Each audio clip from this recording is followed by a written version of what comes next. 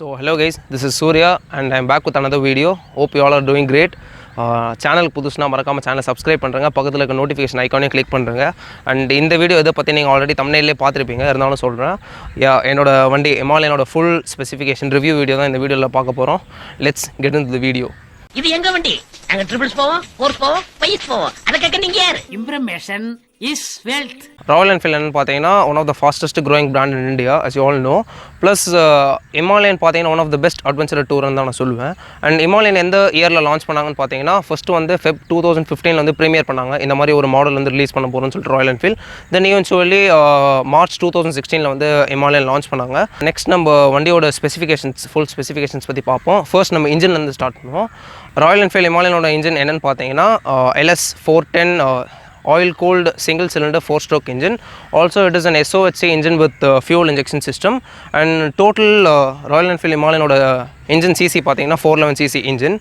And maximum power produced by the engine is 24.5 bhp at 6500 rpm. And torque also pathina 32 Nm at 4000 to 4500 rpm.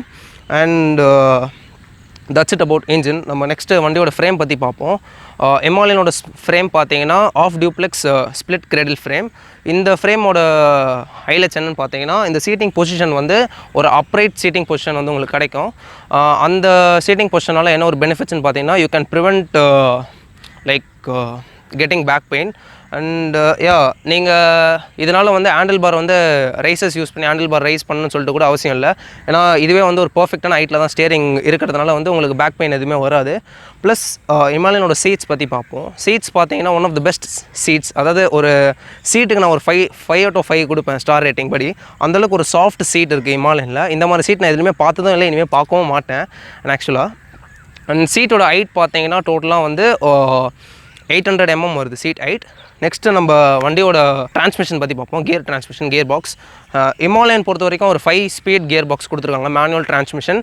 And to ஷிஃப்டிங்ஸ் தான் இருக்குது, heel ஷிஃப்டிங்ஸ் கொடுக்கல. Next நம்ம ஹிமாலயனோட ஃபோர்க்ட் suspensions பற்றி பேசுவோம். ஃப்ரண்ட்டோட suspension என்னன்னு பார்த்தீங்கன்னா telescopic ஃபோக்ஸ் கொடுத்துருக்காங்க. அதே மாதிரி ரியர் டயரில் பார்த்தீங்கன்னா உங்களுக்கு வந்து மோனோஷாக் சஸ்பென்ஷன் கொடுத்துருக்காங்க. நெக்ஸ்ட் நம்ம வண்டியோட கிரவுண்ட் கிளியரன்ஸ் பற்றி பார்ப்போம். கிரவுண்ட் கிளியரன்ஸ் பார்த்தீங்கன்னா 220 mm கிரவுண்ட் கிளியரன்ஸ் கொடுத்துருக்காங்க.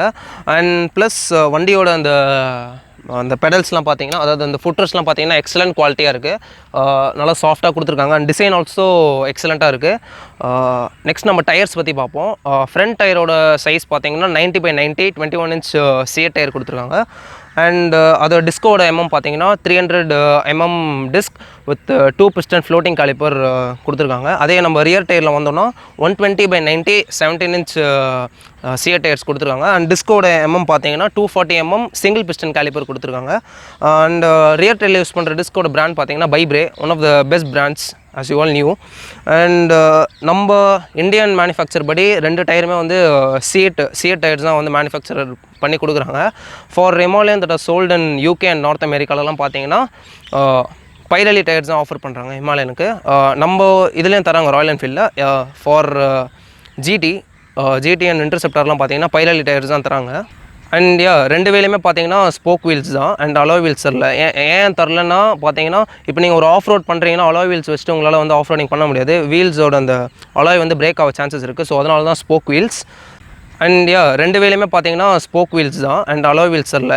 ஏன் தரலன்னா பார்த்தீங்கன்னா இப்போ நீங்கள் ஒரு ஆஃப் ரோட் பண்ணுறீங்கன்னா அலாய் வீல்ஸ் வச்சுட்டு உங்களால் வந்து ஆஃப் ரோடிங் பண்ண முடியாது. வீல்ஸோட அந்த அலாய் வந்து பிரேக் ஆக சான்சஸ் இருக்குது. ஸோ அதனால தான் ஸ்போக் வீல்ஸ்.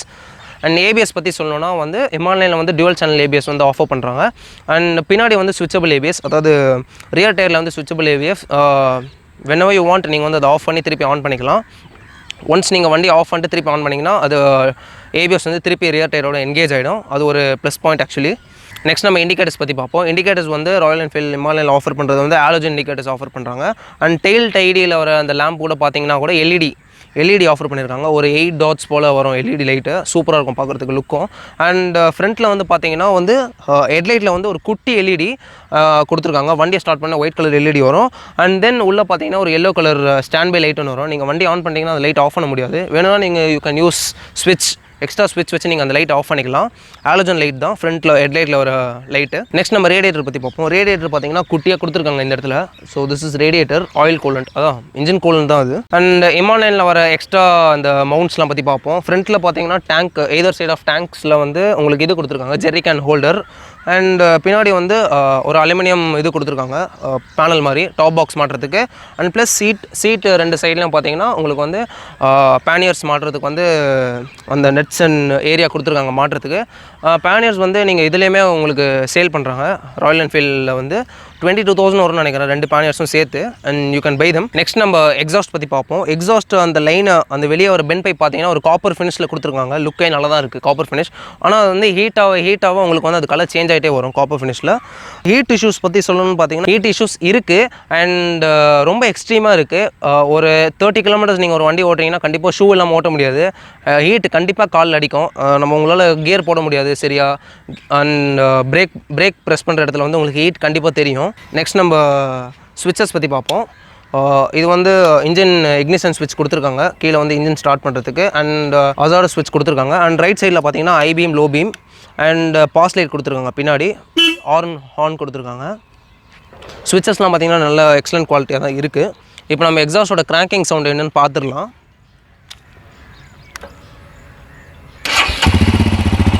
ஸோ இதான் வந்து எக்ஸாஸ்டோட கிராங்கிங் சவுண்ட். ஆக்சுவலி கிட்ட எடுத்துரும்.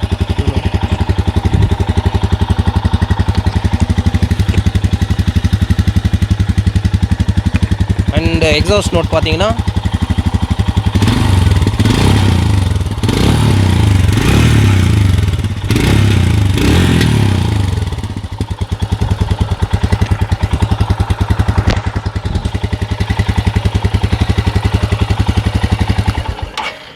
ஸோ இப்போ நம்ம வண்டியை ரைட் பண்ணலாம். ரைட் பண்ணிட்டு ரைடர் பாயிண்ட் ஆஃப் வியூலேருந்து என்னென்னலாம் பாயிண்ட் இருக்குது பேசுகிறதுக்கு, என்னென்னலாம் விண்ட்ஷீல்ட் பற்றி பேசுவோம், மிரர்ஸ் அதை பற்றிலாம் பேசுவோம் ரன்னிங்கில். அண்ட் வண்டியை எடுத்துகிட்டு நான் திருப்பி கண்டினியூ பண்ணுறேன். So riders point of view வந்தாச்சு. மீதி இஷ்யூஸ்லாம் நம்ம ரைட் பண்ணிட்டே பேசுவோம் ரைட் ரிவ்யூவில். வண்டியை ஸ்டார்ட் இல்லை, நான் இன்ஸ்ட்ருமெண்ட் கிளஸ்டரை பற்றி பேச மாட்டேன்ட்டேன். இப்போ நான் அதை பற்றி நான் சொல்கிறேன். என்னென்னா ஒரு பெரிய அனலாக் மீட்டர் ஒன்று கொடுத்துருக்காங்க, ஸ்பீடோ மீட்டர். அப்புறம் கீழே ஒரு டிஜிட்டல் மீட்டர் ஒன்று கொடுத்துருக்காங்க. அதில் பார்த்தீங்கன்னா ஓடோ இருக்குது, அப்புறம் trip A, trip B, trip economy and gear indicators plus time இருக்குது. அண்ட் டெம்பரேச்சர் ஆல்சோ காமிக்குது, அதாவது கரண்ட் டெம்பரேச்சர். தென் ஒரு டாக்கோமீட்டர் கொடுத்துருக்காங்க. அண்ட் ட்ரிப்பர் நேவிகேஷன் ஆல்சோ கொடுத்துருக்காங்க. அதை பற்றி நான் வந்து பிஃபோர் வீடியோவில் நான் அதை பற்றி பேசியிருப்பேன், செக் பண்ணுங்கள். Then fuel indicators and one compass கொடுத்துருக்காங்க. அப்புறம் மோட் சேஞ்ச் பண்ணுறதுக்கு மோட் பட்டன் இருக்குது. தென் ABS பட்டன் கொடுத்துருக்காங்க. அப்புறம் வந்து செல் பட்டன் இருக்குது. அது எதுக்குன்னா வந்து நீங்கள் trip A, trip B change பண்ணிக்கிறதுக்கு. தென் நியூட்ரல் இண்டிகேட்டர்ஸ் இருக்குது. அப்புறம் வந்து ஹசார்டஸ் ஸ்விட்சோட இண்டிகேட்டர்ஸ் அண்ட் பார்த்தீங்கன்னா பேட்டரி இண்டிகேஷன் எல்லாமே கொடுத்துருக்காங்க. மீதி நம்ம ரைட் பண்ணிட்டே பேசுவோம்.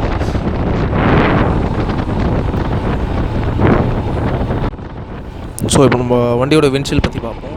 விண்ட்ஷீல்ட் பார்த்தீங்கன்னா நான் ப்ரிஃபரபிள் இல்லைன்னு தான் சொல்லுவேன்.